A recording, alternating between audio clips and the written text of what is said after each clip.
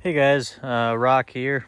I got this 1996 Polaris Sportsman 500, and I was just gonna do a little walk around and then test drive.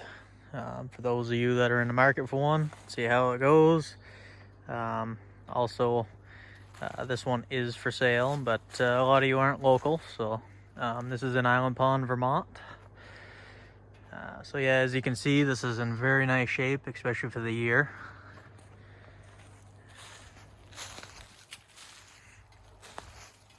These are nice size machines. They're full size, fully automatic, high and low range. This machine right here has 4,694 miles. You got electric start, you got selectable two-wheel drive, four-wheel drive, or all-wheel drive on these Polarises. It's also got a backup recoil under here that you can pull out if you need to. They're pretty nice looking machines. This one, like I said, this is a 96. Shows it right there, date 1996. So this is the first year Polaris Sportsman 500. Before this, they had a Sportsman 400, but it was a two-stroke. So this is the first year they switched to the 500 four-stroke liquid-cooled engine. So it's supposed to be very reliable. You got full plastic racks on it, which are actually pretty rugged. You wouldn't think plastic would be, but I've all my Polarises and the Can-Ams now have these plastic racks, and they're very strong. I guess the only downfall is they're kind of slippery as far as putting stuff on them. But nice big old seat on this thing. This is original seat, as you can see, original cover. It's in very nice shape. Vent for your air intake. So yeah, let's give her a whirl and see how she goes. All right. So hopping on this thing, it's a big machine. You know, it's plenty big for, you know, whoever you got on there. If you want to, you're not supposed to, but if you want to ride two up on this thing, there's plenty of room on the back of that seat for another person. So older Polaris, so turn the key once to turn the ignition on, and you got a start button here. She fires up. It's been running. If it was cold, you'd have to choke it. Just pulling that out, and then when it gets warmed up, you can pull it in. Speedometer, very basic, analog. It's got a trip meter you can reset there. So here's your gear selector. Reverse to all the way to the back, neutral, and then low range is to the right and then up, and then high range is just straight up. So we're gonna leave her in two-wheel, high range, send it. So so this is a very big, heavy machine. It's actually got pretty light feeling. It depends on what you're used to, you know. Like I was saying, this is a 1996, and you know, back then, this was the biggest utility ATV there was, size-wise and engine-wise. This is a 500. Back then, I think, you know, Yamaha, Yamaha, Honda, Kawasaki, they were all, I think the 400 was their biggest machine. So when they introduced this thing, it was like, okay, now we got getting into more of the big bore. This was considered a big bore back then. Now it's a mid-size or mid-range.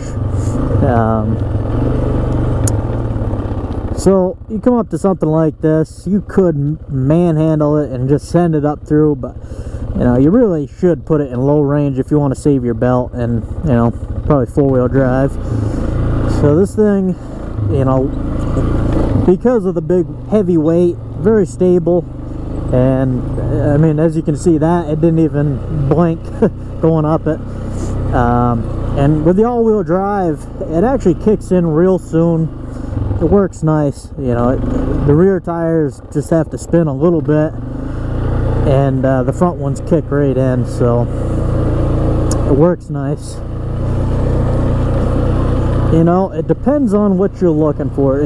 This is a great machine. Yeah, I've always been a fan of Polaris. I know some people give them hell about their reliability, but if you do regular maintenance on these things and make sure everything's working, I think the biggest thing with these Sportsman 500s I've heard were people were blowing head gaskets because they were overheating them on the trail, and really they just you know, most of the time it's because the fan has failed. So as long as you make sure everything's working. I forgot to check the gas on this thing. Well, hopefully we'll be okay. So yeah, so as long as you do regular maintenance on this thing, it'll last a long time. It's a proven engine. You know, they use this 500 different variances through the years for quite a few years. So it's got plenty. You know, this is the non-HO model, so it's a little bit down on horsepower versus the newer style 500 HO. I think they got a bigger cam, bigger carburetor, stuff like that. But you know, it'll get up and go. It's got plenty of power. We'll take it down the road and do a top speed test here when we get done. But we're just gonna take it around this little loop here I got. So the pluses of this thing: big, heavy, comfy. It's got wicked suspension. You know, especially for a machine back then. This thing still, I think it still rides better than some of the brand new Hondas, Yamahas. Obviously the new Polaris, Can-Ams, they got a very nice ride. But this is a very smooth machine. You know, if you're looking, you know, this has got plenty of power too, but if you're looking for more of a sporty machine that you want to blow donuts, do wheelies, this is not your machine. Now, if you're looking to use it around the property for maintenance or for farming or whatnot, great machine. It's also, you know, it's a good machine for trail riding, or as you can see, I'm, you know, some of this off trail riding here.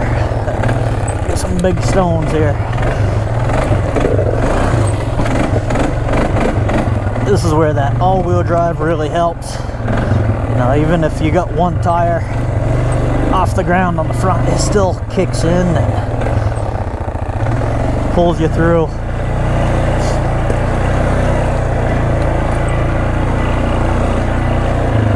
Watch out, I haven't been up here for quite a while.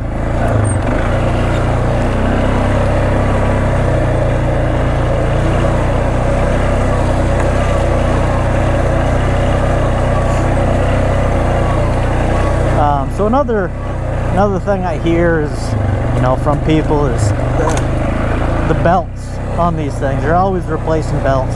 If you use your head and use this machine how it's supposed to be used in high and low range, you probably won't put a belt on it, or you'll put very few.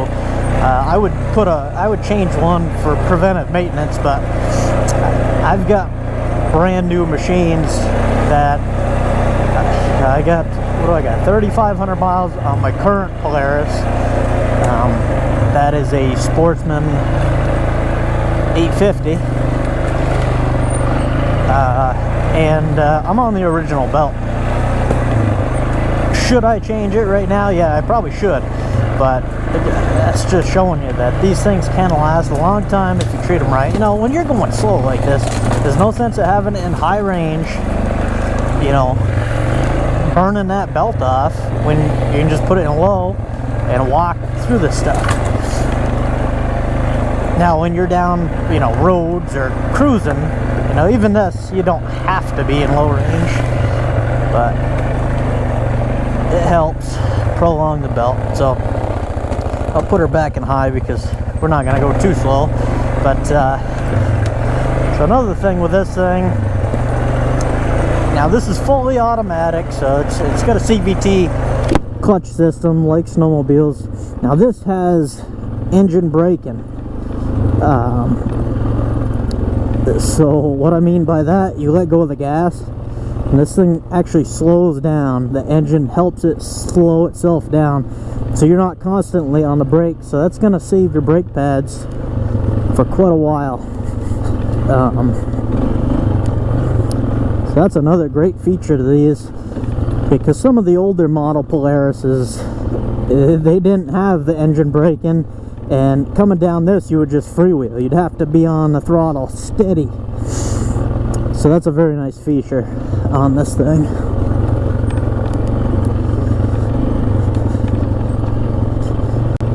So we're gonna come up to the road here pretty soon. We'll do a top speed run. I'm sure it's in the 50s, this thing, or close. But for cruising down the road, you know, it's a nice cruiser. Going through the trails is nice. I really like the Sportsman 500s. They're an all-around great machine. Yeah, cruising down the road, just barely getting onto it, 30 miles an hour. So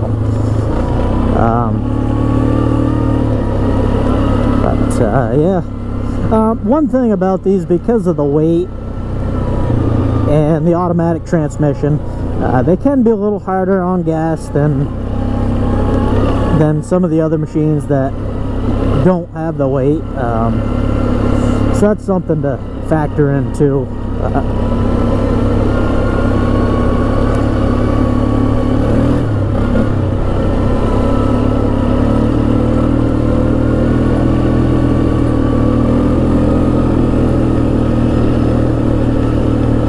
This thing just, man, can't get over the ride. I mean, I've rode plenty of new machines that ride amazing, but just for the year of this thing, it just rides super smooth. You know, this is probably gonna be around $2,000 range. We'll see. I'll put it up for a little more than that, but for something for that price, it's just you know, you can't find something on the newer machines. They're gonna be beat to hell for that price. But so yeah, well, anyways, we'll do our little top speed portion here. A little acceleration, so we'll stop. High range, 2-wheel drive. So decent power out of the hole. You can feel it lose it a little bit in the mid-range, but you know, we're doing 40 right now. She's catching back up. There's 50 miles an hour. Plenty of speed for you know, these big heavy utility machines, but you know, at about 55, and it's not over revving, so about 56, I'd say your top speed is. Maybe down a hill you can get 60 out of it, but 56 is you know, that's pushing it on this thing. But yeah, well, that's the end of our little ride here.